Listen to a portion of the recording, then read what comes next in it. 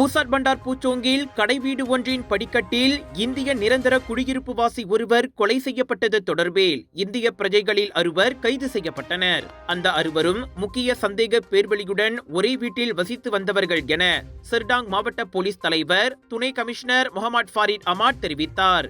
இந்த கொலையின் பிரதான சந்தேக பேர்வழியை போலீசார் அடையாளம் கண்டுள்ளனர். அவரும் இந்திய பிரஜை என தெரிவிக்கப்பட்டது. இதுவரை விசாரணைக்கு உதவக்கூடிய புகார்தாரர் ஒருவர் உட்பட 4 முக்கிய சாட்சிகளிடம் வாக்குமூலம் பதிவு செய்யப்பட்டுள்ளது. கொலையுண்ட நபர் தொழில்நுட்பாளர் என்பதோடு அவர் இந்நாட்டில் கடந்த 19 ஆண்டு காலமாக நிரந்தர குடியிருப்புவாசியாக இருந்து வருகிறார். குற்றவியல் சட்டத்தின் 302வது விதியின் கீழ் விசாரணைக்கு உதவக்கூடிய சிசிடிவி வீடியோ பதிவையும் போலீசார் பரிசோதித்துள்ளனர். பூச்சோங் ஜெயாவில் கடைவீட்டின் படிக்கட்டில் வெளிநாட்டு ஆடவர் ஒருவர் கொலை செய்யப்பட்டதாக நேற்று ஊடகங்களில் தகவல் வெளியாகின.